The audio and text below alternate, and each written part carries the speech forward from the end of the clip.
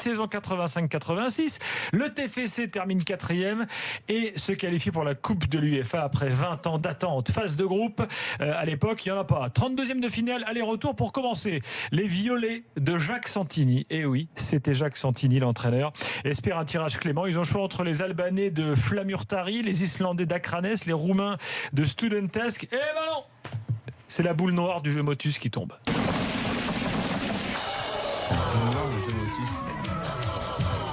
Et là, c'est Naples.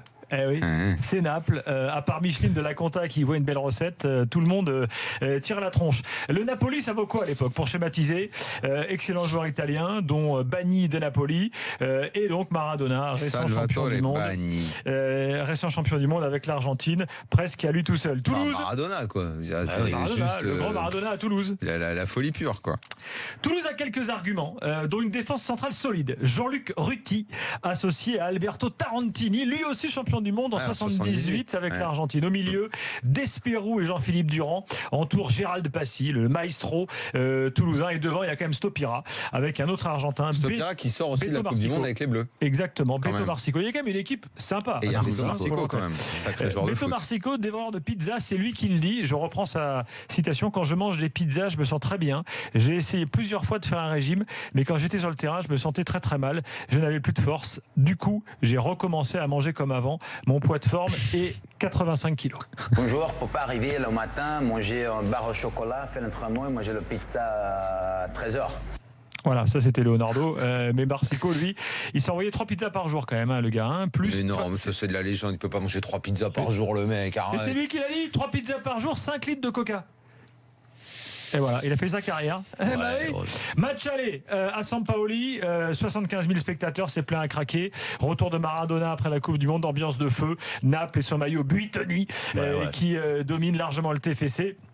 Tarantini est un chien derrière. Il exprime face à Diego Saarn sa vexation de ne pas avoir été sélectionné pour le mondial mexicain. Et Toulouse perd 1-0. Philippe Bergerot, gardien de but de Toulouse, est battu par une tête de Carnevale à la 55e minute. Carnevale. 1-0, ça laisse Bergerot dans les buts. On arrive au retour. Le stadium est bouillant. C'est le 1er octobre 1986. 1er octobre 1986. Micheline de la Conta compte donc la recette sur son bureau. Et Toulouse souffre. Naples met la pression dès le début de match. Carnevale se présente seul face à Bergerot. Et Bergerot arrête. Évidemment, la tentative de Carnevale. Et c'est le tournant du match. Toulouse se réveille. Benoît Tilly ne lâche pas Maradona d'une semelle. Marsico est en pleine digestion. Il est donc très bon. 16e minute, il centre. Passy but sur le gardien. Stopira a suivi. Il marque 1-0. Les deux équipes sont à égalité. Et on va en prolongation. Et on va au tir au but. Et là, ça part mal pour Toulouse. Eh oui. Stopira envoie le ballon sur le périph'. Il est sauvé par Bergerot qui derrière sort un bel arrêt face à Bagni. Maradona se pointe. 4-3 pour Toulouse. S'il échoue, Toulouse élimine Naples. Quand on a vu Zico et Socrates rater des pénaltys, pourquoi pas Maradona? Il est à côté. Finalement, Toulouse se qualifie. C'est énorme ce qu'il dit avant, c'est énorme ce qu'il dit avant. Le ballon a touché le poteau et est sorti. Parce qu'à la Coupe du Monde 80... Non, c'est pas exactement ça. Parce qu'à la Coupe du Monde 86, Socrates et Zico avaient raté. Et donc Thierry Roland dit on les a vus rater, donc Maradona peut rater. Non, c'est poteau-cuisse. J'y arrive. Le ballon, Zico, il avait raté dans le match aussi. Il retombe sur la cuisse de Bergerot et il repart vers Maradona. À la série, Marc. C'est Socrates sur le... Et Socrates se fait arrêter par Batz. Toulouse donc bat Maradona, qui sera sacré d'ailleurs champion d'Italie quelques mois plus tard. Tiens, on a évidemment gardé la réaction de l'entraîneur Jacques Santini. I am very happy. Voilà, merci Jaco. L'exploit n'aura pas de suite parce qu'au tour suivant, malheureusement, Toulouse sera éliminé par le Spartak Moscou. Pas de suite, le match aller est de feu. Et là, messieurs, dames, match aller de feu avec Gérald Passy qui fait un festival il y a 3-1. Petit cadeau de l'after. Et c'est là qu'Yves Morosi avait dit Star is Born. Petit cadeau de l'after ce soir. On a retrouvé l'homme qui a muselé Diego Maradona. Magnifique. Il est là. Benoît Tilly, ancien latéral du TFC à l'époque. Bonsoir. Bonsoir. Ça c'est génial, j'adore. Est-ce que vous vous souveniez de tout, Benoît? Oh oui, je me souviens de vraiment beaucoup de choses de ce match et de ces deux matchs parce que j'ai été le seul à faire Maradona 2 fois. Alors la légende, Benoîti, à l'époque le marquage individuel était encore quelque chose qui était fréquent, donc c'était pour vous, c'était la mission. Alors après, vous savez, sur ce genre de match-là, il y a toujours des légendes qu'on aime bien raconter, que les supporters racontent. Il paraît que on ne sait même pas si vous avez touché le ballon, tant votre mission c'était uniquement de vous occuper de Maradona. Non, je me souviens avoir touché le ballon plusieurs fois.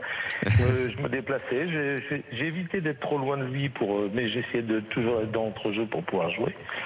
Et la preuve, c'est que sur le match retour, quand il y a eu ce centre sur le côté droit et qu'on égalise, puisqu'on marque 1-0 à ce moment-là, c'est moi qui récupère le ballon avec de Maradona et qui le transmet sur le côté droit et centre, et juste derrière il y a le but. Donc j'ai au moins touché une fois le ballon dans la partie. Bravo. Et pour le reste, on a raison de dire que c'était un vrai marquage individuel à l'ancienne. Oui, mais c'était mon premier match à l'ancienne, moi, que je faisais comme ça. Moi, j'avais vu Gentile à ce moment-là. Mais j'allais vous poser la question, parce que 4 ans avant, Gentile avait fait ça, la Coupe du Monde 82, sur lui. Complètement, et moi je sais que c'était une référence. Alors moi j'étais pas spécialiste de marquage individuel, d'habitude j'étais latéral gauche et je ne faisais jamais de marquage individuel, et j'ai eu l'heureuse surprise même pas dans les vestiaires, dans la chambre à 17h le jour du match, où Santini a posé à Jean-Philippe Durand de savoir s'il voulait le prendre, ou à Pascal Despérou, les deux ont refusé. Et il m'a dit, Benoît, il reste plus que quoi. Et j'ai dit, moi, ça fait 10 jours que j'attends que ça. Donc voilà, j'étais très heureux de le faire. Ah, donc là, vous étiez en mission Maradona, quoi. Vous l'aviez déjà en tête avant? Ah oui, moi je sais que, vous savez, à notre génération, Jérôme, lui, c'est un peu plus jeune que moi, mais à notre génération, nous, les défenseurs, on parlait pas beaucoup de nous. Hein. Nous, on était un peu les destructeurs du football à ce moment-là. Donc, pour une fois qu'on avait parlé de nous en bien, et j'espérais qu'on avait parlé de nous en bien. Moi, la première sensation que j'ai eue quand j'ai joué à Naples, quand je suis rentré dans le stade et puis qu'il y a 75 000 spectateurs qui scandent Diego, vous dites, vous pouvez pas l'achever, vous êtes obligé d'être bon défensivement sans le massacrer. C'est ce que j'ai fait.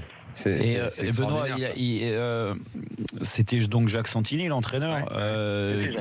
Il a mis combien de temps à te dire que tu prenais Maradona au marquage? Il a mis du temps, 1 heure, 2 heures? Il a mis au moins les 15 jours déjà qui ont précédé le match, parce qu'il n'a pas voulu le dire. Moi, on l'a su que, je dis, le match avait lieu, je crois, à 22h heure italienne, et j'ai dû le savoir 3 heures avant. Hein. Ah ouais. Et comment vous vous êtes préparé? Il y avait une excitation, il y avait aussi le côté mais s'il me fait la misère, qu'est-ce que je fais? Oui, mais moi, par mes parents et mes frères et sœurs qui me connaissaient très bien, personne ne me connaissait beaucoup, donc c'était l'occasion de se faire connaître. Donc c'était bien. C'était un challenge comme un autre. Maradona, moi je l'avais vu à la télé 2 mois avant devenir champion du monde, avec tout ce qu'il a fait comme exploit à ce moment-là. Qu'est-ce que vous preniez pour un match? Vous preniez rien. S'il est bon, on n'aurait parlé que de lui, et 2 mois on aurait dit on n'en aurait même pas parlé.